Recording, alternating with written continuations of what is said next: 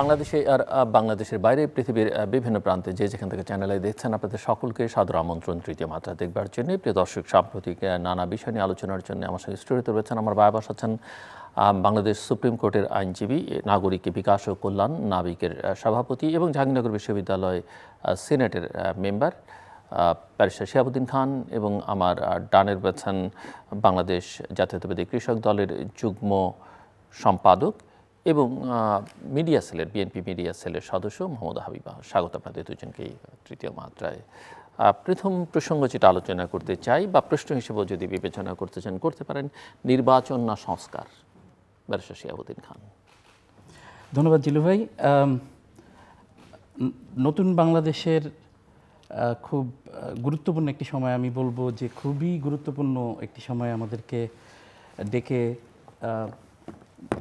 প্রথমেই যে প্রশ্নটি করেছেন যে নির্বাচন না সংস্কার, এ ধরনের একটি ভারী প্রশ্নের বিষয়ে অভিমত ব্যক্ত করার সুযোগ প্রদানের জন্য। এটা একটা খুব ওই শেক্সপিয়ারের to be or not to বির মতো, যে আসলে এই মুহূর্তে কি সংস্কারকে প্রায়োরিটি দেওয়া হবে নাকি গণতান্ত্রিক উত্তরণের বা ওই প্রক্রিয়াকে চালু রাখবার সেই প্রক্রিয়াটা ওনারা নিশ্চিত করবেন। আমার মনে হয় যে দুইটি জায়গাকেই গুরুত্বপূর্ণ ভেবে আসলে উদ্যোগ নিতে হবে।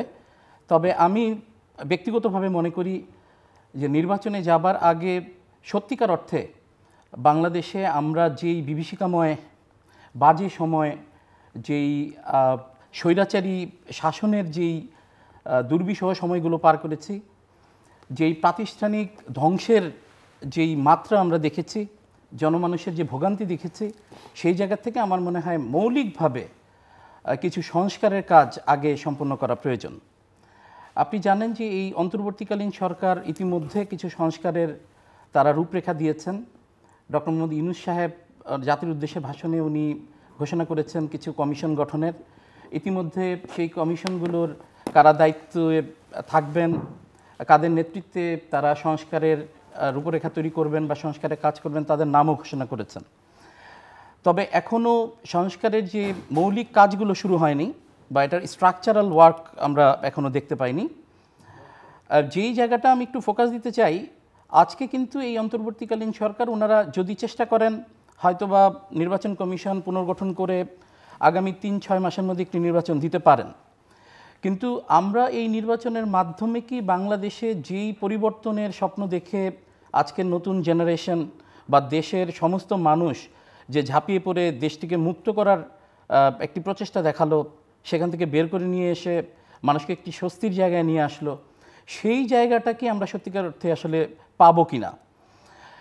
আমার মনে হয় নিশ্চিতভাবেই যদি খুব স্বল্পকালীন সময়ে নির্বাচন হয়, সেই জায়গাটা আমি মনে করি সকলের স্বপ্নভঙ্গ হবে এবং সেই জায়গায় যেই লক্ষ্য নিয়ে, যেই স্বপ্ন নিয়ে আসলে মানুষগুলো এই স্বৈরাচারের পতনে তারা আনন্দ দেখিয়েছে, সেটি আবার একটি বিপরীতধর্মী, অর্থাৎ আপনি দেখবেন একটি ভীতির অথবা একটি হতাশার জায়গায় হয়তোবা মানুষকে নিয়ে যেতে পারে। এটি আমি কোনো রাজনৈতিক দলের কিংবা কোনো রাজনৈতিক গোষ্ঠীর ফেইলিউর হবে বা তারা আসলে পারফর্ম করতে পারবেন না, অভিষ্ট লক্ষ্যে নিয়ে যেতে পারবেন না, আমি এই জায়গাটা ইঙ্গিত করছি না। আমি যে জায়গাটা ইঙ্গিত করতে চাচ্ছি সেটি হচ্ছে আমাদের এখানে তো আসলে শাসন ব্যবস্থার মৌলিক কাঠামোগুলোকে ধ্বংস করে দেওয়া হয়েছে। আইনের শাসনের পাওয়ার যেই ভিতগুলো সেগুলোকে আসলে মিশিয়ে দেওয়া হয়েছে। এখানে পরতে পরতে আমরা দুঃশাসন, দুর্নীতি এবং আসলে অন্যায় অবিচারের যেই কাঠামোগুলো দেখেছি, সেগুলোকে তো আসলে আগে পুনর্নির্মাণ করা দরকার, সেগুলোর তো আসলে সংস্কার করা দরকার।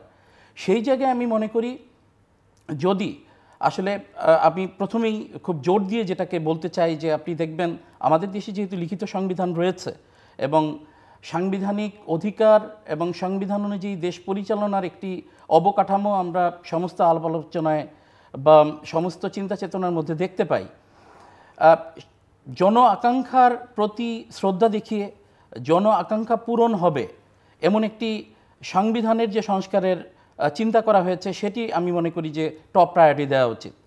আজকে বিচার বিভাগের যে দুরবস্থা আমরা দেখেছি, সেই দুরবস্থার থেকে বের হয়ে আসার জন্য বিচার বিভাগের মৌলিক সংস্কার প্রয়োজন। আপনি জানেন ইতিমধ্যে সেদিন জুডিশিয়াল সার্ভিসের অফিসারদেরকে নিয়ে মাননীয় প্রধান বিচারপতি তাদের সামনে যে স্পিচ দিয়েছেন, খুবই আশাব্যঞ্জক একটি বক্তব্য উনি দিয়েছেন। কিভাবে উচ্চ আদালতের এবং সামগ্রিকভাবে বিচার বিভাগের প্রক্রিয়াগুলোকে মানুষের দ্বারগোড়ায় নিয়ে যাওয়া যায়, কিভাবে বিচারক নিয়োগ প্রক্রিয়া থেকে শুরু করে অন্যান্য নৈতিকতার বিষয়গুলো নিশ্চিত করা যায়, সেই বিষয়ে উনি কিন্তু আশাবাদ ব্যক্ত করেছেন। কিন্তু এই আশাবাদগুলো কিন্তু ব্যক্ত করার সাথে সাথে সেগুলো এস্টাবলিশ করার জন্য কিন্তু একটি সুনির্দিষ্ট সময় প্রয়োজন, এবং এই সময়টিকেই কিন্তু আমরা বলছি যে সংস্কারকালীন সময়। আপনি সংবিধানের পর বিচার বিভাগের কথা বললাম, আপনি আমাদের নির্বাচনী কাঠামো যেই জায়গায় আসলে বিগত 16 বছরে নিয়ে যাওয়া হয়েছে, নির্বাচনের নামে যে মকারি করা হয়েছে, সেই জায়গায় আমি মনে করি যেই রাজনৈতিক ব্যবস্থাপনার মাধ্যমেই যেই সরকারই আসুক, নির্বাচনে যাতে জনমানুষের আকাঙ্ক্ষার প্রতিফলন ঘটে, এখানে যাতে এই আগের মতো যেটাকে বলে রাতের নির্বাচন, নিশিরাতের নির্বাচন অথবা পুলিশ দিয়ে ভোট ডাকাতির নির্বাচন যাতে আর সংগঠিত না হয়, এই বিষয়গুলো কিন্তু সুনিশ্চিত করা প্রয়োজন। এরপরে আপনি যদি আমাদের জনপ্রশাসন, পুলিশ, আপনি আইন শৃঙ্খলা সব কিছুতেই দেখেন, এখানে মৌলিক কাঠামো আমি বলবো যে ধসে পড়ার উপক্রম হয়েছে, সেটিকে আগে দাঁড় করাতে হবে। এবং এই জায়গায় আমি যে জায়গাটা বেশি জোর দিয়ে বলতে চাই সেটি হচ্ছে রাজনৈতিক দলগুলোর, বিশেষ করে এই স্বৈরাচার বিরোধী আন্দোলনে যারা ওতপ্রোতভাবে জড়িত ছিলেন, যারা জন আকাঙ্ক্ষার প্রতি শ্রদ্ধাশীল ছিলেন, এরকম সমস্ত রাজনৈতিক দলগুলোকে মতানৈক্যের মধ্যে নিয়ে এসে একটি রিজনেবল টাইমের মধ্যে সকলের অংশগ্রহণ নিশ্চিত করে সংস্কারগুলোকে যদি বাস্তবায়ন করা যায়, এরপরে যে নির্বাচন অনুষ্ঠিত হবে, আমি মনে করি যে সিস্টেম ডেভেলপ করার কারণে পরবর্তীতে যদি আমাদের যে রাজনৈতিক ধারাবাহিকতার কথা আমরা জানি, কারোর আসলে বিপরীত ধর্মী রোল প্লে করার সুযোগটা থাকলেও অনেকাংশে কমে যাবে। সে কারণে আমি প্রথমত সংস্কারের পক্ষে। মিস মাহমুদা হাবিবা, অনেক ধন্যবাদ। আপনাদের সবাইকে শুভেচ্ছা জানাচ্ছি, কারণ আমি 5ই আগস্টের পরে, মানে আমাদের 2024-এর স্বাধীনতার পরে আজকে প্রথম এসেছি আপনার অনুষ্ঠানে। আপনি যে প্রশ্নটা করেছেন নির্বাচন না সংস্কার, এটা সম্ভবত রাজনৈতিক অঙ্গনে এখন বহুল চর্চিত একটা কথা। এইটা নিয়ে কথোপকথন চলছে। আমি ব্যারিস্টার শিহাবের কথা খুব মনোযোগ দিয়ে শুনছিলাম। যেই পরিস্থিতিতে 5ই আগস্টে দেশ ছেড়ে সাবেক প্রধানমন্ত্রী পালিয়ে গেছেন, যেই অবস্থায় দেশের প্রতিটা অংশ, প্রতিটা কাঠামো, যেটা একটা রাষ্ট্র, একটা গণতান্ত্রিক ব্যবস্থাকে পরিচালিত করে, এতটাই সেটা ভয়ঙ্কর রকম ভেঙে পড়েছে যে এইটার একটা মিনিমাম সংস্কার না করে আসলে নির্বাচন অনুষ্ঠানের কোনো সুযোগ নেই। আমরা ডেফিনেটলি একটা সুষ্ঠু এবং অংশগ্রহণমূলক নির্বাচন অনুষ্ঠানের জন্য প্রয়োজনীয় যে সংস্কার, সেইটা করতে যেই সময়টা লাগবে সেই সংস্কারের পক্ষে আছি। কিন্তু এবং সেই সংস্কারের পক্ষে এই সরকার, যেই অন্তর্বর্তীকালীন সরকার এখন ক্ষমতায় আছে, এটা আমাদেরও সরকার। এই সরকারের প্রতি আমাদের সব ধরনের সহযোগিতা এবং সব ধরনের দলগতভাবে বিএনপি সব ধরনের সমর্থন ব্যক্ত করেছে এবং আমরা করে যাচ্ছি। কিন্তু বিষয়টা দাঁড়িয়েছে যে এখানে বেসিক্যালি রাষ্ট্রের কাঠামোটা এমনভাবেই ভেঙেছে যে আমরা যদি ভাবি যে এটাকে সম্পূর্ণভাবে সংস্কার করে তারপরে নির্বাচন দিব, তখন কিন্তু বিষয়টা অনেক বেশি লেংদি হয়ে যায়। অনেক বেশি লেংদি হওয়ার কারণ হচ্ছে আপনি মানে প্রশাসনের যেই দিকেই তাকাবেন, আইন শৃঙ্খলা রক্ষাকারী বাহিনীর যেদিকেই, যেই অংশটাই আপনি একটা দেশ, আমাদের রাষ্ট্র হিসেবে বাংলাদেশের যেই অংশটাকেই আপনি পয়েন্ট আউট করেন না কেন, প্রতিটা অংশই হচ্ছে একেবারে মানে হালকা পাতলা সংস্কারের মানে প্রয়োজনীয়তা না, একেবারে ম্যাসিভ সংস্কারের প্রয়োজনীয়তা দাঁড়িয়ে আছে, একেবারে A to Z যেটাকে বলতে হয় যে আপনার জি এক্স্যাক্টলি। সেখানে যে 6টা কমিশন হয়েছে, সেই 6টা কমিশন নিয়ে আমাদের কিছু আশার কথা হচ্ছে। আমাদের একজন সম্মানিত উপদেষ্টা ডক্টর রিজওয়ানা ইতিমধ্যেই বলেছেন যে আমরা আশা করছি জি এটা উঠে আসবে, মানে উনি ইয়েটা মানে আপনার আগামী 3 মাসের মধ্যে তারা এক ধরনের সুপারিশ হাজির করতে পারবে। আমরা গতকালকে সেনাবাহিনী প্রধান জনাব ওয়াকারের এক বক্তব্যে শুনেছি যে উনি 18 মাসের এক ধরনের একটা সময়সীমা বলেছেন যে এর মধ্যেই করতে পারা উচিত। আমরা গতকাল এটাও শুনেছি, ডক্টর মোহাম্মদ ইউনূসের একটা বক্তব্য শুনেছি যে ভোটার তালিকা সংস্কার, আসলে শুধু তো ভোটার তালিকা নয়, আপনি একটা জিনিস দেখেন যে দেশের বিভিন্ন অংশ তো পারফর্ম করছে না প্রপারলি। অন্তর্বর্তীকালীন সরকার খুব একটা চাপের সময় পার করছেন নিঃসন্দেহে। আপনি সিভিল সার্ভিস যদি দেখেন, আপনি যদি আইনশৃঙ্খলা রক্ষাকারী বাহিনীর অংশগ্রহণ দেখেন, দেশে যে এক ধরনের অস্থিরতা চলছে, এটা তো এইটাকে কন্ট্রোলের অবস্থায় আনতেই আসলে কিছুটা সময় চলে যাওয়ার কথা।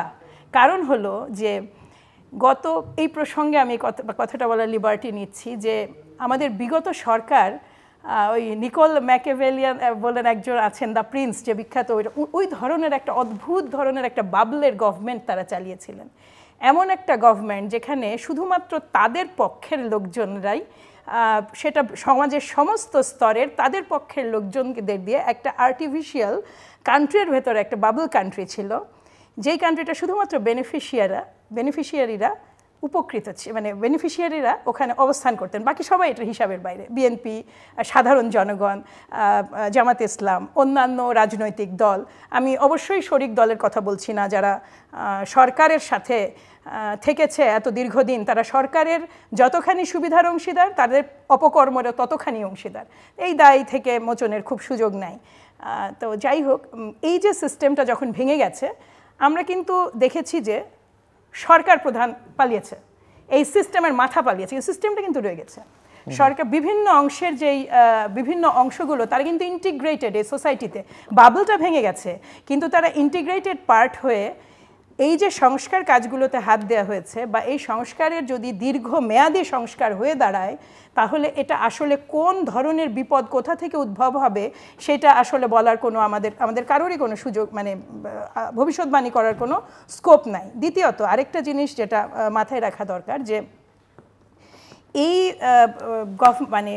এই সরকারের যে সংস্কার, সেখানে তারা আশাবাদ ব্যক্ত করেছেন যে তারা যখন তারা যে সুপারিশগুলো তৈরি করবেন, সেটা বিভিন্ন স্টেক হোল্ডারের সাথে মত বিনিময়ের মাধ্যমে তারা এই সংস্কারগুলোতে হাত দিবেন।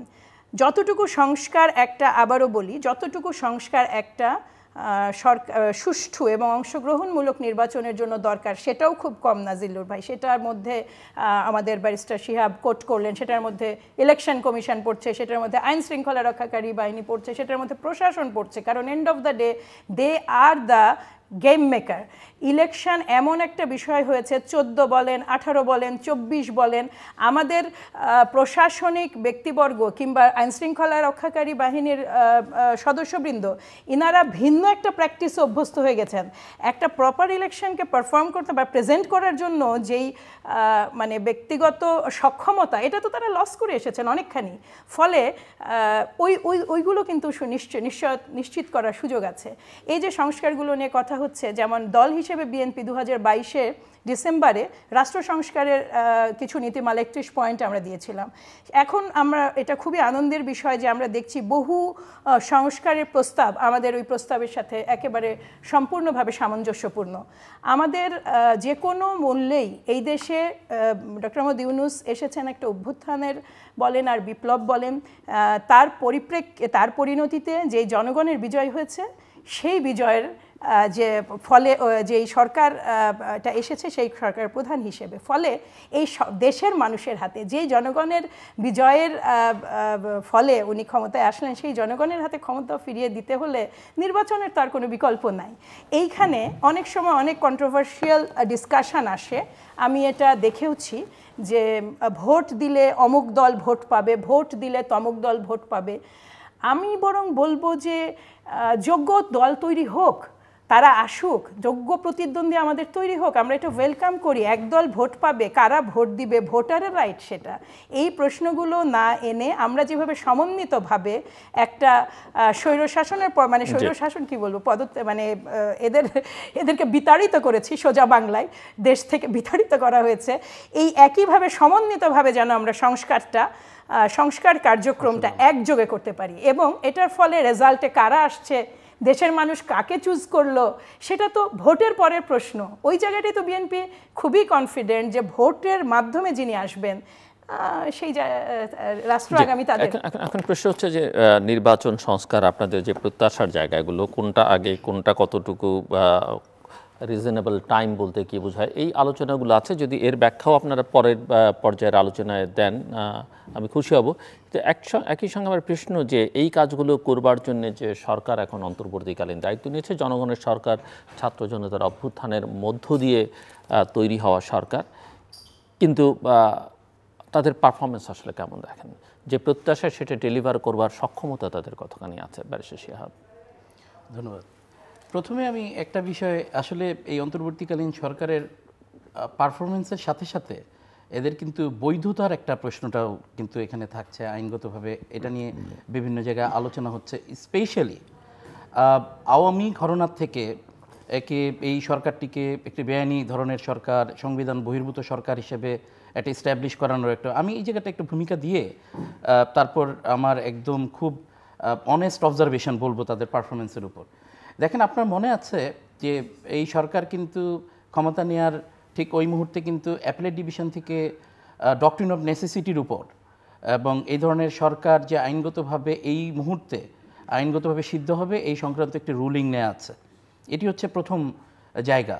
অর্থাৎ ওই সময়ে কিন্তু একজন পতিত স্বৈরাচার যিনি দেশ ছেড়ে পালিয়ে গেছেন, একটি ভ্যাকুম ক্রিয়েট হয়েছে, পরবর্তীতে সংসদ ভেঙে দেওয়া হয়েছে। এখানে কিন্তু যে প্রথাগত সাংবিধানিক সরকারের যে ব্যাখ্যা প্রদান করা হয় সেই পরিস্থিতিটা কিন্তু ছিল না। সেই কারণে কিন্তু অ্যাপেলেট ডিভিশন থেকে ওই মুহূর্তে কিন্তু একটি রুলিং নেওয়া হয়েছিল এর বৈধতার উপর। এটি হচ্ছে একটি জায়গা। আরেকটি আমি একটু ঐতিহাসিক প্রেক্ষাপট বলতে চাই। দেখেন, 1971 সালে স্বাধীনতা যুদ্ধের বিজয়ের সাথে আমরা কিন্তু এই 5ই আগস্টে যে নতুন বাংলাদেশের অভ্যুদয় হলো ছাত্র গণ অভ্যুত্থানের মাধ্যমে, তার সাথে কিন্তু একটা নতুন স্বাধীনতার যেই আওয়াজ আমরা পেয়েছি, এখানে কিন্তু একটা ঐতিহাসিক মানে একেবারে ঘটনাগত মিল না থাকলেও পদ্ধতিগত কিছু মিল আছে। আপনি দেখেন 1971 সালে 16ই ডিসেম্বরের পরে বাংলাদেশে যে সরকার গঠিত হয়েছিল, ওই সরকার কোন গণতান্ত্রিক পদ্ধতিতে গঠিত হয়েছিল? আপনি এখন প্রশ্ন উঠতে পারে যে তৎকালীন আওয়ামী লীগ তো পাকিস্তানের যেই নির্বাচন সেটিতে নির্বাচিত হয়েছিল, কিন্তু নতুন যে বাংলাদেশ, স্বাধীন বাংলাদেশে কোনো অনুষ্ঠিত নির্বাচনে তো তারা কোনো গণতান্ত্রিক পদ্ধতিতে সরকার গঠন করে নাই। তো ওই সময়ে যে সরকার গঠন হয়েছিল ওটা তো অনিবার্য বাস্তবতা, এবং তারা ওই সময়ে টেম্পোরারি সংবিধান করলেন, পরবর্তীতে পার্মানেন্টলি সংবিধান করার জন্য গণপরিষদ গঠন হলো। এই যে প্রক্রিয়াগুলো, এটির সাথে কিন্তু ঘটনাগত বিষয়ে কিন্তু আমি খুবই মিল খুঁজে পাই।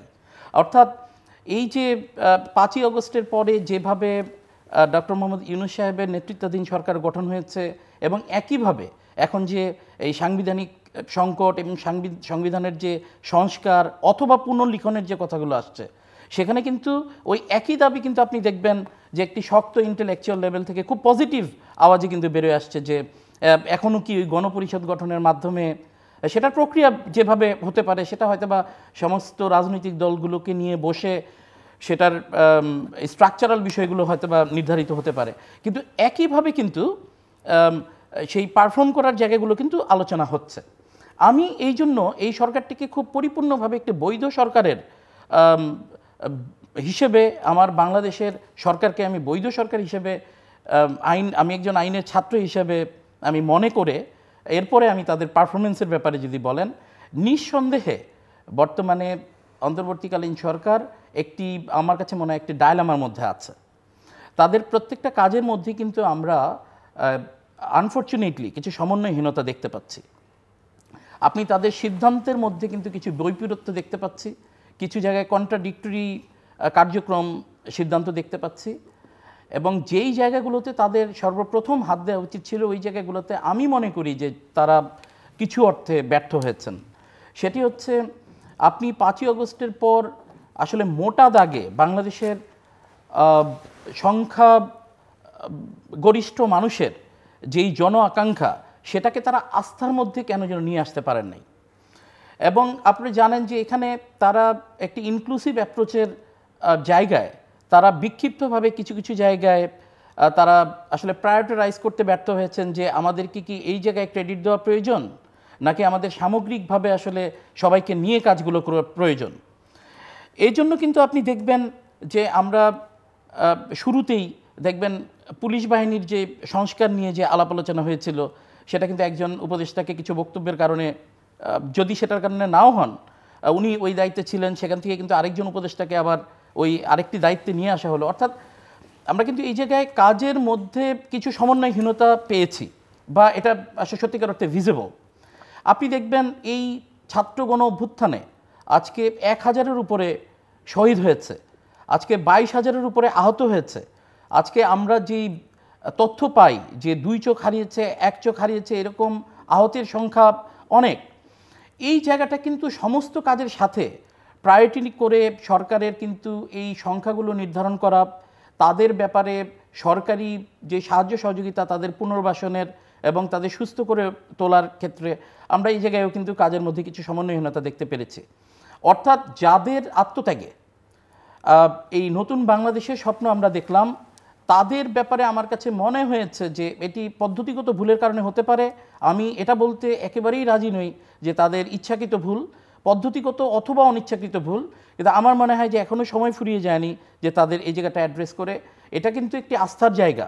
আপনি যখন এই আন্দোলনে যারা আত্মত্যাগ করেছে তাদেরকে পরিপূর্ণ সম্মান দিতে পারবেন, তাদের পরিবারগুলোকে তাদের এই কষ্টের সময়ে আপনি অন্তত রাষ্ট্র তার পাশে দাঁড়িয়েছে এই আস্থাটা দিতে পারবেন, তখন কিন্তু সেই ভাইবটা সারা বাংলাদেশের মানুষের মধ্যে ছড়াবে।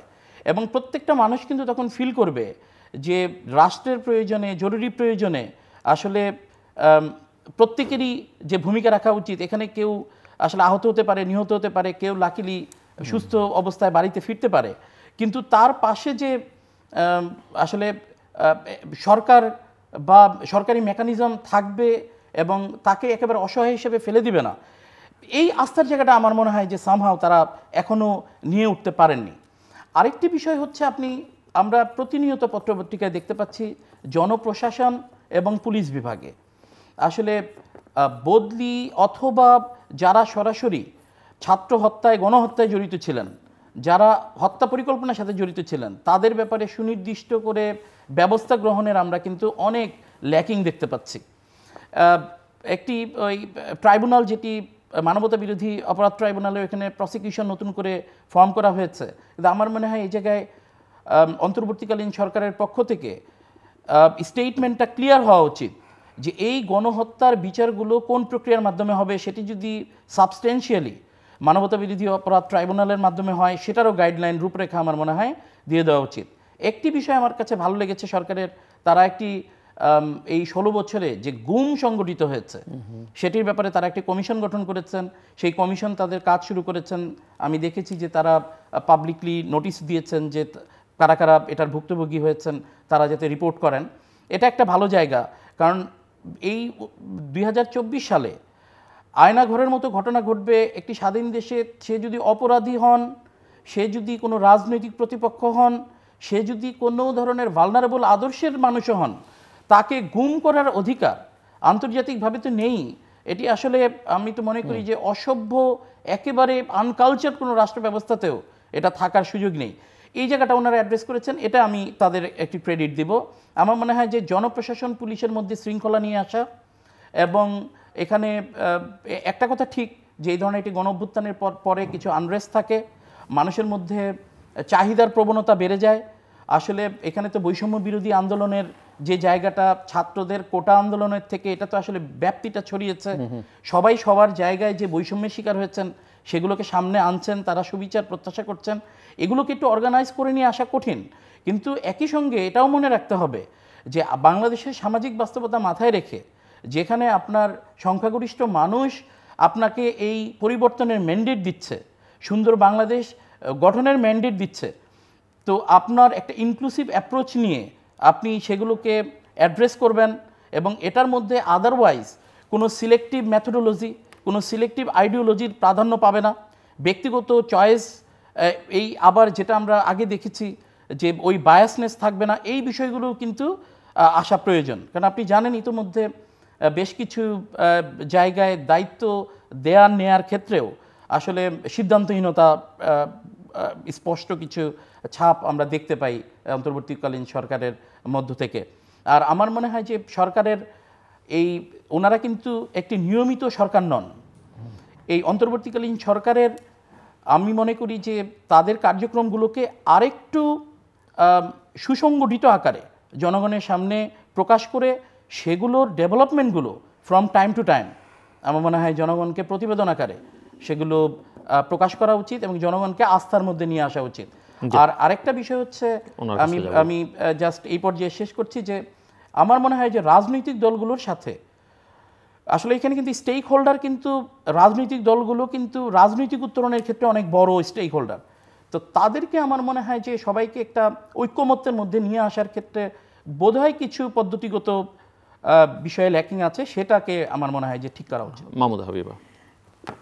অনেক ধন্যবাদ শিহাব, আমি আপনার আলোচনা শুনছিলাম, উনি খুব চমৎকার আলোচনা করেছেন। আমি আমার ওপিনিয়নটা প্রথমে বলি, সেটা হচ্ছে যে একটা খুব দুঃসময়ে এতটাই ভঙ্গুর অবস্থায় এই সরকার ক্ষমতায় নিয়েছেন যে এমন সব মানুষ এখানে দায়িত্বপ্রাপ্ত হয়েছেন যারা আসলে কেউই রাজনীতিবিদ নন, এবং ইনারা যার যার ক্ষেত্রে অত্যন্ত বড় মাপের মানুষ, যার যার ক্ষেত্রে অত্যন্ত প্রতিষ্ঠিত মানুষ, কিন্তু রাজনীতি একেবারেই একটা ভিন্ন মানে খেলা আর কি, একটা ভিন্ন বাস্তবতা।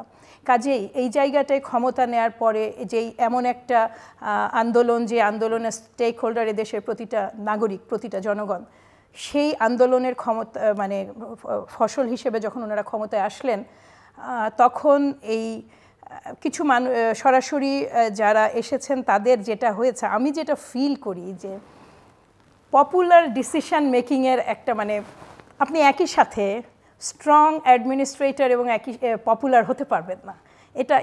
এটা আসলে দুটো খুব ভিন্ন জিনিস। আপনার যখন সংস্কার কাজে হাত দিতে হবে, বাংলাদেশ খুবই ছোট দেশ, এখানে আপনাকে যখন জনপ্রশাসনকে সংস্কার করতে হবে, আপনাকে যখন আইন শৃঙ্খলা রক্ষাকারী বাহিনীকে সংস্কার করতে হবে, যেটুকু ওরা ইতিমধ্যেই হাত দেওয়ার চেষ্টা করে অথবা দেননি, না দিলে যদি এগুলোতে সংস্কারে দৃশ্যমান তেমন কোনো চেঞ্জ আমরা দেখি না, একটা মানে শক্তিশালী অবস্থানে দাঁড়াতে গেলে সেটা অনেক সময় এমন হবে যেটা ঠিক সবসময় সাধুবাদ পাওয়া যাবে না। সব সিদ্ধান্তই মানে উইমজিক্যালি গোটা দেশের মানুষ একযোগে বলবে হ্যাঁ চমৎকার হয়েছে, বাংলাদেশের ক্ষেত্রে এটা আশা করার কোনো সুযোগই নেই। কারণ আপনি সংস্কারে হাত দিতে গেলেই ডিফারেন্ট পক্ষ ক্ষতিগ্রস্ত হবে, এবং সেই ডিফারেন্ট পক্ষ, ছোট দেশ, সবাই কানেক্টেড কারো না কারোর সাথে, ফলে ওই জায়গায় এক ধরনের চাপ তৈরি হবে। এই চাপগুলো অ্যাভয়েড করতে হলে এক ধরনের সিজনড মানে একটা পলিটিক্যাল টেম্পারমেন্ট লাগে। তো যেইটার একটা অনুপস্থিতি আছে এখানে। আমাদের যারা বৈষম্য বিরোধী ছাত্র আন্দোলনের কিছু নেতা এখানে বা কিছু ছাত্র এখানে সংশ্লিষ্ট আছেন, তারা হ্যাঁ সরকারের সাথে সরাসরি কাজ করছেন, তারাও এখানে একেবারেই নতুন, কিন্তু তাদের আবার উদ্যমের কোনো অভাব নাই। কিন্তু মুশকিল হচ্ছে আপনি খালি মাথার ওপরে একটা অত্যন্ত ভালো মানুষ বা একজন উদ্যমী মানুষকে বসিয়ে দিলে এটা একটা সরকার কিন্তু একটা সিস্টেমে চলে। এটা এমন না যে এটা ব্যবসায়িক উদ্যোক্তাদের ক্ষেত্রে আপনি দেখবেন যে উনি আসলেন, নিজের দোকান নিজে খুললেন, নিজের ঝাড়ু নিজে দিলেন, নিজের প্রোডাক্ট নিজে বেচলেন, প্রফিট নিয়ে চলে গেলেন। This is not like this. এটা প্রতিটা স্তরকে মানে ইনক্লুশনে আসতে হবে। আপনার প্রতিটা স্তর, এক স্তর থেকে আরেক স্তরে আপনি যেই ধরনের কাজই বা যে ধরনের সংস্কারই যান না কেন, আপনার যে কার্যক্রমগুলো সেগুলো প্রবাহিত হতে হবে। আদারওয়াইজ সরকার হয় স্টাক হয়ে যাবে অথবা এটা স্লো চলবে। তো আবারও আগের কথাটাতে ঘুরে আসি যে সরকার মাথা চলে গেলেও আপনার সিস্টেমটা তো সেম আছে। হোল সিস্টেমে আপনি রাতারাতি এটা বদলাতেও পারবেন না, এটা এত ম্যাসিভ চেঞ্জ। কিন্তু অবশ্যই এটা চিহ্নিত করতে পারতে হবে যে ঠিক কোন কোন পয়েন্টে সংস্কারগুলো করতে হবে, কিংবা সিদ্ধান্তহীনতা যেটা উনি বলছেন যে কখনোই একটা নির্বাচিত সরকারের মতো আত্মবিশ্বাস নিয়ে ইনারা কাজ করতে পারবেন না। যেটা লেজিটিমেসির যে প্রশ্নটা ইনারা ডিফারেন্ট সময় তুলছেন, necessity of doctrine of necessity, যেগুলোই আপনি বলি না কেন, যারা ওখানে বসে আছেন তারা সুশিক্ষিত মানুষ, তারা তো জানেন এই বিপদটাও তো তারা জানেন যে এইটার মানে ভিতের বিষয়টাও তো তাদের চিন্তাভাবনার মধ্যে আছে, এবং অ্যাট দ্য সেম টাইম জনসমর্থন এবং ব্যাপক জনসমর্থনই তাদের প্রধান শক্তি। ফলে যেই কাজগুলো খুব কুইক কিংবা খুব দ্রুত করে ফেললে ওনাদের জন্যই সহজ হতো, সেগুলো যত দীর্ঘায়িত হচ্ছে তত টাফ হয়ে যাচ্ছে। যেইটা প্রথম 15 দিনে সহজ ছিল, বদলি বলেন, চাকরিচ্যুতি বলেন, শোকজ বলেন, স্থগিত বলেন, এগুলো কিন্তু যত দিন যাবে তত কঠিন হতে থাকবে। এই সময় একটা খুব মানে স্ট্রং স্ট্র্যাটেজিক প্ল্যানিং, যেটা আসলে বাস্তবে এই জন্য হওয়া সম্ভব না যে ইনারা একটা ফুটবল টিমের 11 জন যখন খেলেন, তারা দীর্ঘদিন রিহার্সাল করে তারপরে যখন খেলেন, ওনারা জানেন কে সামনে পাস দিবে, কে পেছনে পাস দিবে, ফলে তাদের একটা আন্ডারস্ট্যান্ডিং থাকে। এই সরকারের ক্ষেত্রে যেটা হচ্ছে, এমনকি রাজনৈতিক দলের ক্ষেত্রেও এক ধরনের আন্ডারস্ট্যান্ডিং থাকে। এনারা ভিন্ন ভিন্ন জায়গা থেকে এসেছেন, একটা বিষয়ে তারা সবাই ঐকমত্যে আছেন যে দেশটাকে এমন একটা জায়গায় তারা পৌঁছে দিয়ে যাবেন যেখানে গণতান্ত্রিক পদ্ধতি নিজে নিজে যেন এরপরে সাংবিধানিকভাবেই এটা মানে পরিচালিত হয় পরবর্তীতে।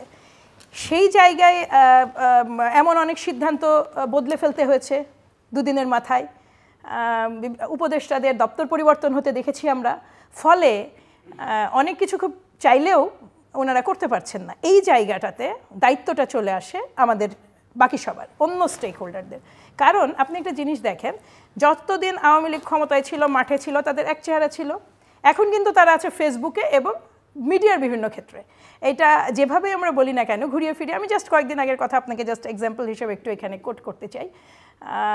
বিবিসি না রয়টারের একটা রিপোর্ট, বাংলাদেশে একটা প্রথম শ্রেণীর দৈনিক নিউজ করেছেন। এটা আমি মুর্শিদ সালিনের ফেসবুকে দেখলাম, পরে আমি নিউজটা নিজে যে দেখেছি, যে ওখানে মূল এই রিপোর্টে লেখা আছে যে শি ফ্লেড, পালিয়ে গেছে। আর ওনারা বাংলায় রিপোর্টটা যখন লিখছেন যে শেখ হাসিনা চলে গেছেন, দেখেন আপনি হয়তো বলবেন যে এটা খুবই তুচ্ছ বিষয়, এটা তুচ্ছ বিষয় নয়। অসংখ্য অংশ থেকে এই সরকারের বৈধতা নিয়ে, এই সরকারের নানা ধরনের ত্রুটি বিচ্যুতিকে খুব বড় করে দেখিয়ে প্রশ্ন তোলা হচ্ছে, এক ধরনের ভাঙন তৈরির চেষ্টা চলছে এই আন্দোলনের স্টেক হোল্ডারদের মধ্যে। এইখানে এই ধরনের সাপোর্টগুলো এবং রাজনৈতিক দলগুলোর, যেটা শিয়া বলেন, ঠিক কীভাবে রাজনৈতিক দলগুলো ইনক্লুড হতে পারে আমার আসলে জানা নাই, কিন্তু একটা না একটা তো পলিসি বের করতেই হবে। আদারওয়াইজ এই গভর্নমেন্টকে মানে তাদের কাজ খুব স্মুথ এবং খুব ইফেক্টিভ এবং স্বল্প সময়ে করা খুব কঠিন হয়ে যাবে। আর আরেকটা জিনিস হচ্ছে যে, প্রথম কথা যে সব কিছু মেনে নিয়ে তারপরেও টুকটুক টুকটুক করে অনেক কিছুই তো ওনারা করছেন এবং করার চেষ্টা করছেন। আপনি দেখেন ফ্ল্যাশ ফ্লাড, ক্ষমতা গ্রহণের কয়দিনের মাথায় ফ্ল্যাশ ফ্লাডটা আসলো। বাংলাদেশের যে অঞ্চলগুলো ডুবে গেছে, মানুষ দেখেনি পর্যন্ত, যাদের বয়স 30-35 হয়ে গেছে, তারাও বলছে যে এরকম ফ্লাড আমরা দেখিনি। একটা বড় অংশ দেশের একেবারে যাকে বলে পুরা ফ্ল্যাশ ফ্লাডের যেটা এফেক্ট, এগুলো কিন্তু সবই সরকারের ওপরে ধাক্কা। আপনার এগুলো যেটা চলমান, আপনি গোপালগঞ্জে ঢোকার সময় আমাদের কি বলে আর্মির গাড়িকে অ্যাটাক করা হলো, সিরিয়াস ধরনের করা হলো। এরপরে পরবর্তীতে সেপ্টেম্বরের 13 তারিখে আমাদের স্বেচ্ছাসেবক দলের সভাপতি জিলানি ভাইও গিয়েছিলেন, তার আমাদের আরেকজন ক্রীড়া বিষয়ক সম্পাদক সহ। ওইখানে আবার এত মারাত্মক অ্যাটাক ছিল, যিনি ক্রীড়া বিষয়ক সম্পাদক, তাকে কিন্তু খুনি করে ফেলা হলো। এবং তিনি কিন্তু বাংলাদেশের বিসিবির এনলিস্টেড প্রথম শ্রেণীর আম্পায়ার। একটা বিষয় দেখেন, এটা কিন্তু নিউজ নাই, এগুলো কিন্তু নিউজ নাই, নিউজগুলো কিন্তু কম হচ্ছে। আমি বলবো না যে হচ্ছে না, আমি বলবো যে কম হচ্ছে। আপনি নিউজ দেখবেন যে কোন সমন্বয়ক কোথায় কি মিস্টেক করছে। ওরা একেবারেই শিশু, ওরা তো একেবারে ছোট, 22, 23, 24। ওরা কেবল শুরু করেছে, কিছু মিস্টেক্স হবে, ধরে নিচ্ছি যে আগামীতে তারা নিজেকে এই জায়গাতে উত্তরণ করে আনতে পারবে। আমাদের সমর্থন সেটার জন্যও আছে।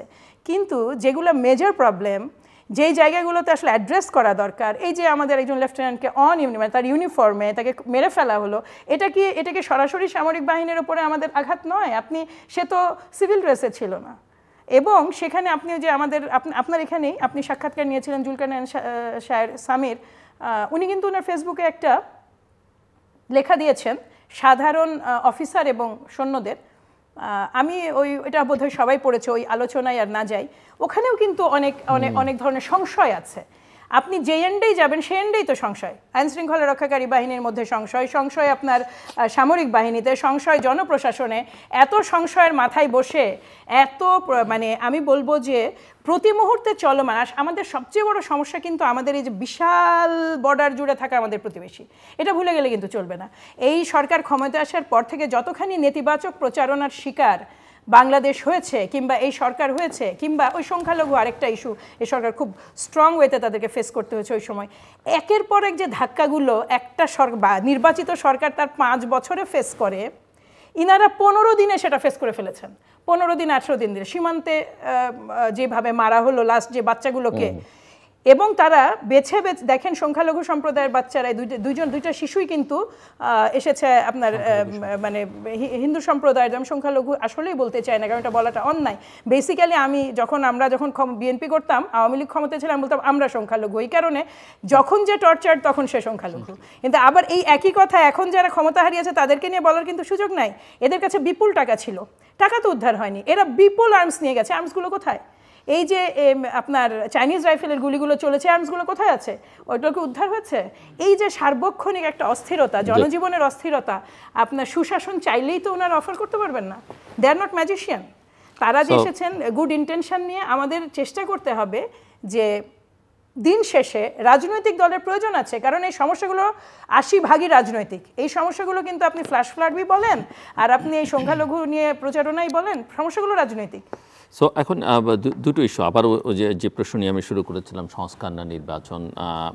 সংস্কারের প্রশ্নে আপনারা বলছিলেন যে কনসেনসাস লাগবে, একটা ন্যাশনাল কনসেনসাস লাগবে। আবার নির্বাচনের প্রশ্নে আমরা গত বছরগুলো ধরে বলে আসছি যে এটি অবাধ, সুষ্ঠু, গ্রহণযোগ্য, অংশগ্রহণমূলক, একটা ইনক্লুসিভ ইলেকশন লাগবে।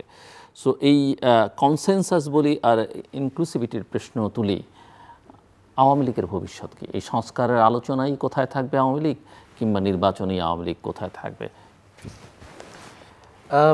আওয়ামী লীগের অবস্থান বর্ণনা করার আগে আমি এই 5 তারিখের পরে আওয়ামী অথবা প্রো আওয়ামী এবং তাদের যদি কোনো ইন্টারন্যাশনাল অ্যালাই থাকে, তাদের অব্যাহত কিছু প্রচেষ্টা এবং আমি বলবো ষড়যন্ত্র, যেটা আপা বলছিলেন, এই অন্তর্বর্তী সরকারকে কিন্তু ফেস করতে হয়েছে। আমি যদি এই যে ফ্লাডের কথা বলেছেন, আমি খুব পানি বিশেষজ্ঞও না, বন্যা বিশেষজ্ঞও না, বাট একটা বিষয় কিন্তু এসেছে যে ওই টাইমে পানি ছেড়ে দেওয়ার বা নীতিগত কিছু জায়গা বা প্রতিবেশী রাষ্ট্রকে এই ধরনের কোনো পরিস্থিতিতে আর্জেন্টলি কিছু ইনফর্ম করার যে দায়বদ্ধতা, ওই বিষয়গুলো কিন্তু প্রতিবেশী রাষ্ট্র পারফর্ম করতে ফেল করেছেন। এই জায়গাগুলোতে অনেকগুলো ইকুয়েশন এসছে যে এগুলোকে পরিস্থিতি ভিন্ন খাতে নেয়ার জন্য বা চাপে ফেলার জন্য কিনা, এই জাতীয় বিষয় আছে। এরপরে আপনি দেখবেন এখানে বিভিন্ন দাবি দেওয়া কেন্দ্রিক যেগুলোর আসলে গ্রাউন্ড রিয়েলিটি নেই, সেগুলো আপনি বেশ কিছু আপনি সংখ্যালঘু নির্যাতনের নামে হিন্দু সম্প্রদায়দের বিভিন্ন উপাসনালয়ে আঘাত, হামলার কিছু এলিগেশনের বিষয়, এগুলো ঘটে না, আমি সেটা বলছি না, কিন্তু আমি বলছি এই স্বাভাবিক অবস্থাকে একটু অস্বাভাবিক করে নেওয়ার কিছু প্রক্রিয়া আমরা লক্ষ্য করেছি, যেগুলো আসলে সত্যিকার অর্থে এগুলোর বাস্তবতা এত বিশাল পর্যায়ে না থাকার কারণে আসলে ওটার কোনো পরবর্তীতে কোনো এফেক্ট আমরা দেখতে পাইনি। এরপরে আপনি দেখেন আমাদের পাহাড়ের যে ঘটনা, পাহাড়ের ঘটনা নিয়েও কিন্তু নানাবিধ আলোচনা আছে। এখানে আসলে এটার তাত্ত্বিক আলোচনায় আমি যাব না, বাট এখানে কিন্তু আপনি যেই ধরনের দাবি দেওয়ার বিষয় বা আমরা ওখানে যেই ধরনের শোডাউনের বিষয়গুলো দেখেছি, শুনেছি, এবং ওখান থেকে একেবারে আর্মি সরিয়ে আনা, সেটলারের ইস্যু, এই বিষয়গুলোও কিন্তু বিভিন্ন সন্দেহের উদ্রেক করে।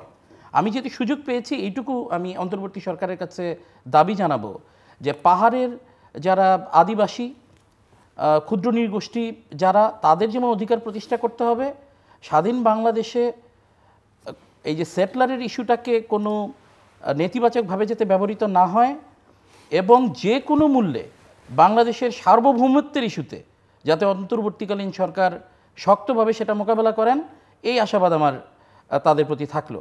আমি এই বিষয়গুলো একটু বললাম এই জন্য যে আপনি বলছিলেন যে আওয়ামী লীগের এই জায়গায় অবস্থান কি বা আওয়ামী লীগ কি করবে, আওয়ামী লীগকে কিভাবে, তারা কি করবে বা আপনারা কিভাবে দেখতে চান, দুটোই প্রশ্ন। এখন আওয়ামী লীগের কিন্তু এই কথাগুলো বলার একটা উদ্দেশ্য হচ্ছে এই সমস্ত জিনিসগুলোই কিন্তু প্রকান্তরে অন্তর্বর্তীকালীন সরকারকে কিছুটা চাপে ফেলেছে। একই সঙ্গে আমি কিছু কিছু উদাহরণ দিয়েছি যেগুলোকে প্রকান্তরে 5ই আগস্টের যে গণ অভ্যুত্থানের সফলতা সেটাকে খাটো করার একটা প্রচেষ্টা চালানো হয়েছে। তো আওয়ামী লীগ তো এই মুহূর্তে তাদের পারফরমেন্সটা আসলে কিন্তু আমি মনে করি আর কি টুফোল্ডেড।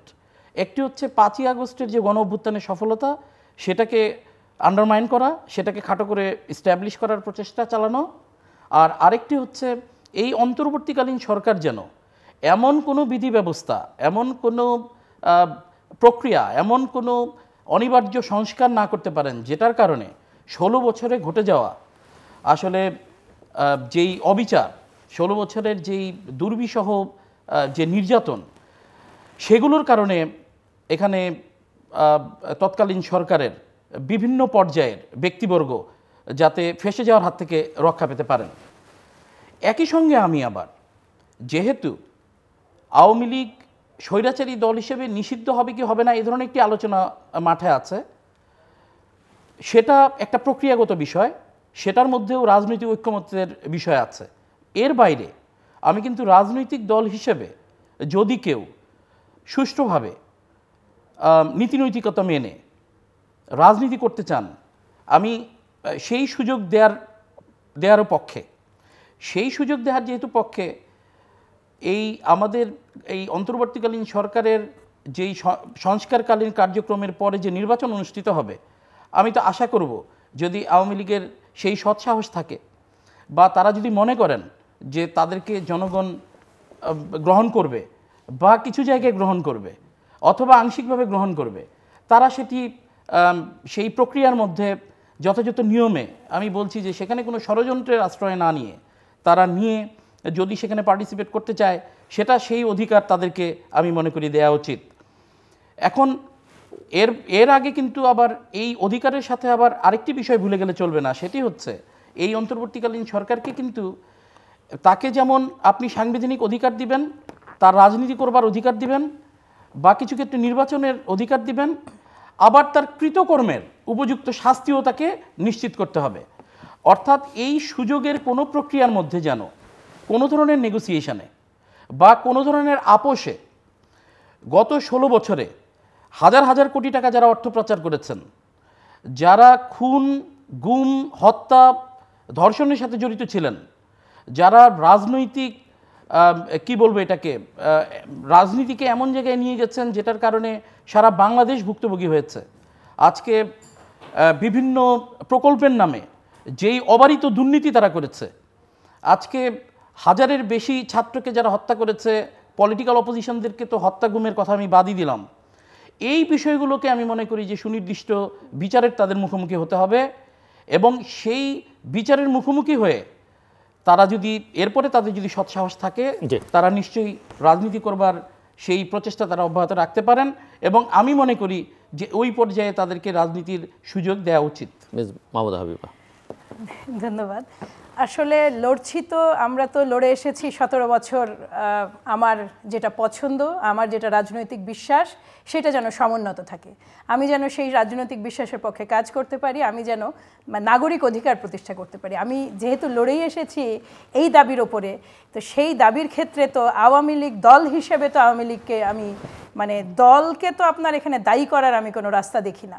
আওয়ামী লীগ দল হিসেবে তার নেতৃত্বের দ্বারা ব্যাপকভাবে নিগৃহীত, লাঞ্ছিত এবং ওয়েস্টেড, এইটা কি বলবো, এইটা একেবারে ধ্বংসপ্রাপ্ত, একই সাথে ধ্বংসের দ্বার প্রান্তে পৌঁছে গেছে। একই সাথে আওয়ামী লীগ বাংলাদেশে রাজনীতিটাকে ধ্বংস করে দেওয়ার একেবারে প্রধান ভূমিকা পালন করেছে। এই যে এই বাস্তবতায় দাঁড়িয়ে আমি তাদের অংশগ্রহণের পক্ষে তখনই যখন দাগি কোনো আসামি, কিংবা যেটা বললেন ব্যারিস্টার সাহেব খুব সুস্পষ্ট ব্যাখ্যা দিলেন, যারা গুম, খুন, হত্যাকাণ্ড, এই যে 17 বছরে বিএনপির অলমোস্ট 500 গুম আছে, এই 2013-তে তাদের অসংখ্য হেফাজতের উপর একটা ব্যাপক হত্যাকাণ্ড চালানো হয়েছে। এক রাতে 2 লক্ষ রাউন্ড গুলি ছোড়া হয়েছে ওই এক রাতে মতিঝিলে, যেটার কোনো জবাবদিহিতা নাই।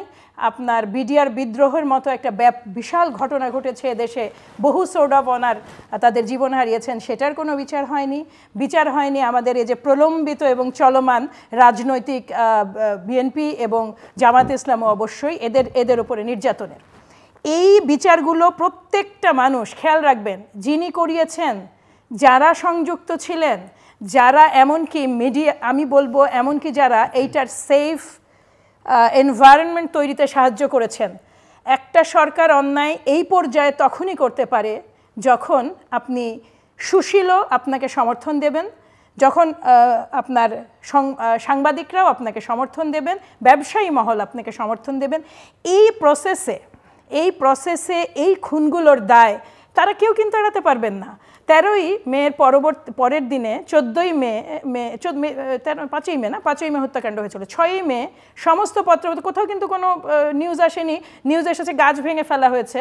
আমি জাস্ট আপনাকে বলছি যে দায়বদ্ধতাগুলো কত দিকে যাচ্ছে। যে যতখানি অংশগ্রহণ সুবিধা পেয়েছেন, আর্থিক সুবিধা বাদই দেন, এই সরকারকে এই সরকারের মতন এত ভয়ঙ্কর দানবে পরিণত করতে এনাদের প্রত্যেককেই জবাবদিহিতা এবং এক ধরনের শাস্তির আওতায় আসতেই হবে।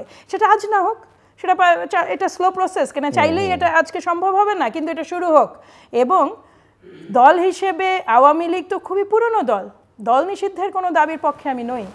তাদের নতুন মানুষ আসতে পারেন, তাদের একটা ব্যাপক এক ধরনের জনসমর্থন তো তারা এক সময় একটা বড় অংশ তারা প্রতিনিধিত্ব করতেন।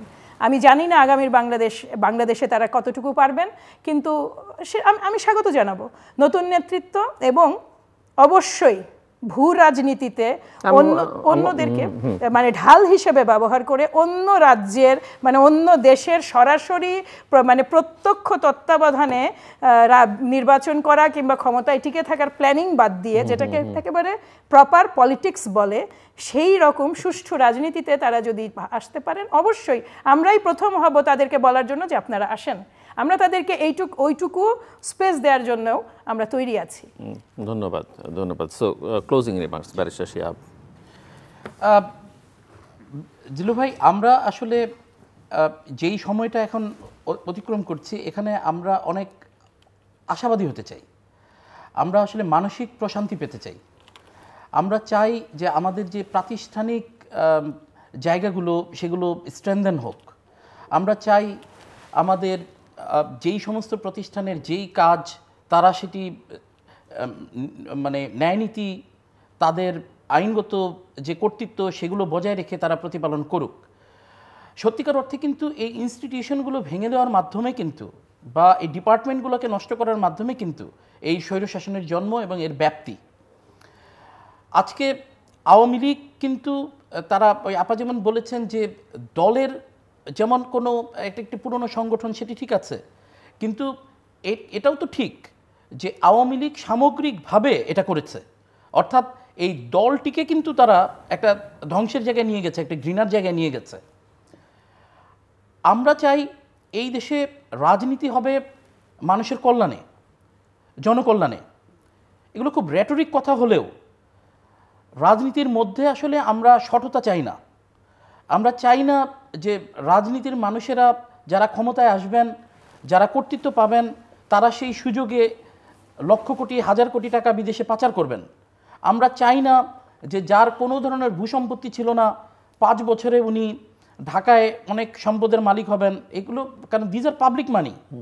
আমরা চাই না আর্থিক ব্যবস্থাপনা এই লুটতরাজের মাধ্যমে, সিন্ডিকেটের মাধ্যমে ধ্বংস হোক।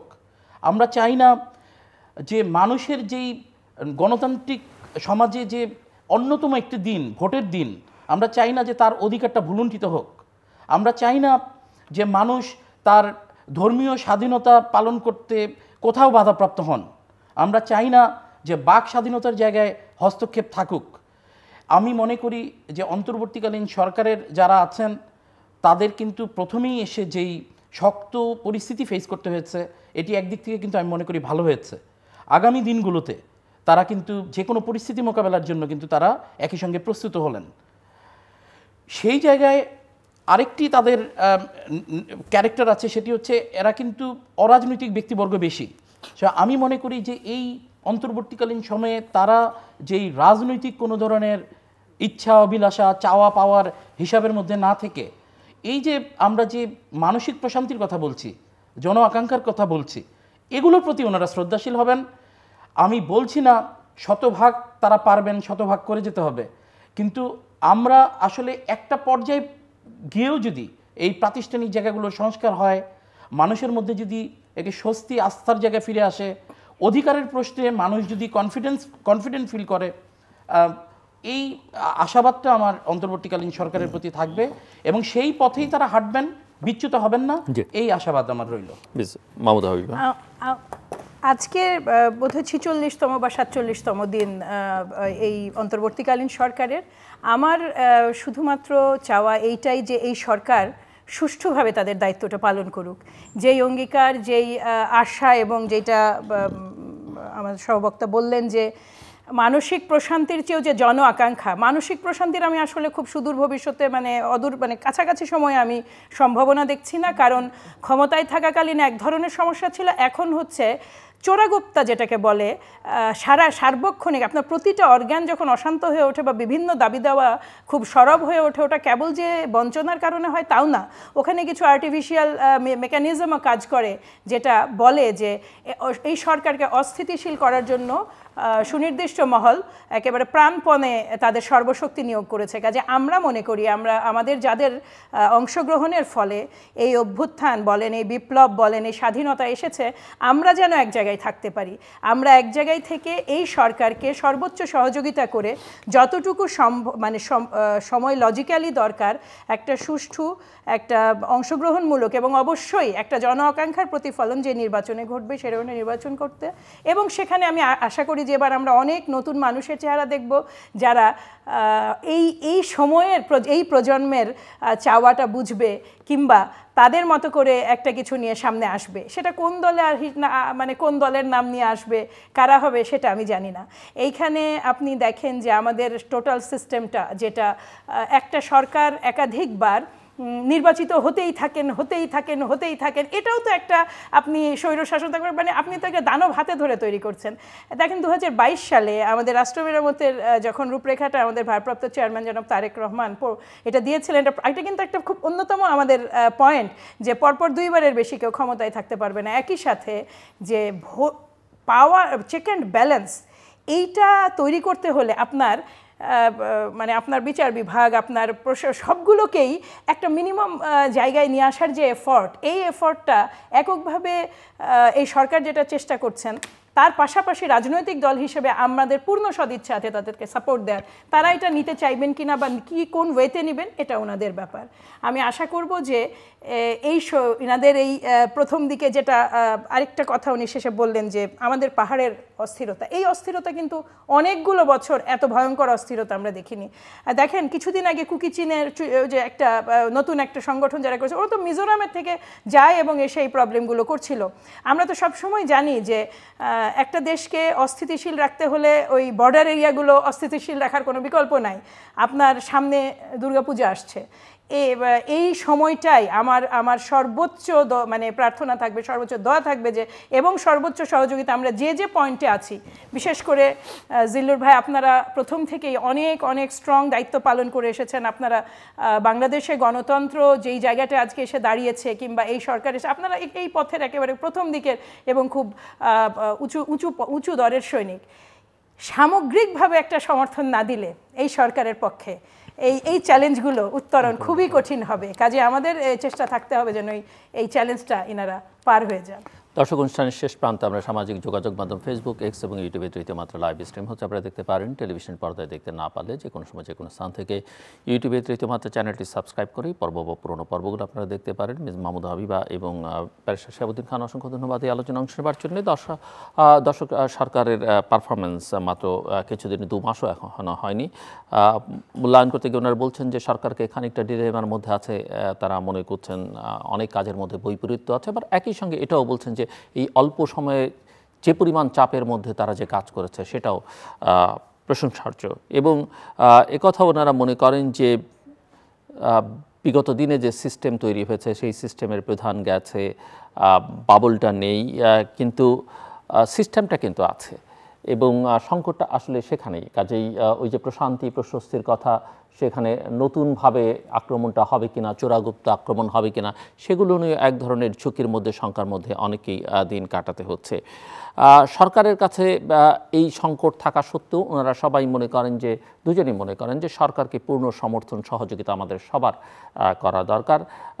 সরকারের সামনে অনেকগুলো কাজ, সেই কাজগুলোর মধ্যে তারা কিছু কিছু আইডেন্টিফাই করেছে। সবচেয়ে গুরুত্বপূর্ণ মনে করেন যে রিফর্মসগুলোর কথা, 6টা কমিশন হয়েছে, বিশেষ করে কনস্টিটিউশনকে অত্যন্ত গুরুত্বপূর্ণ মনে করেন, সংস্কারের মূল জায়গা, মৌলিক জায়গা সেটা হওয়া উচিত। এরপরে বিচার বিভাগ, পুলিশ প্রশাসন, জনপ্রশাসন, এই জায়গাগুলোতে মনোযোগ দেওয়া দরকার। এক ধরনের কাজগুলো করতে গিয়ে কনসেনসাস তৈরি করা দরকার স্টেক হোল্ডারদের সঙ্গে, পলিটিক্যাল পার্টিগুলো নিয়ে, এবং নির্বাচনের ক্ষেত্রে ওনারা যে মনে করেন যে একটা রিজনেবল টাইম দেওয়া দরকার। এখন সেই রিজনেবল টাইমটা কি, সেটাও একটা কনসেনসাসের ভিত্তিতে তৈরি হতে হবে। এটা শুধুমাত্র সরকারের ইচ্ছা হবে না, শুধুমাত্র রাজনৈতিক দলগুলোর ইচ্ছা হবে না, জন আকাঙ্ক্ষার ভিত্তিতে সকল পক্ষ মিলে আসলে এটা ঠিক করতে হবে। সব কথার মূল কথা যে জনগণকে আসলে সিদ্ধান্ত গ্রহণ করতে দিতে হবে এবং জনগণই সব কিছুর মালিক, জনগণ ক্ষমতার উৎস। সেই জায়গায় জনগণকে সবার উপরে প্রাধান্য দিতে হবে। আমাদের সঙ্গে থাকবার জন্য অসংখ্য ধন্যবাদ। আপনাদের সবার জন্য শুভকামনা।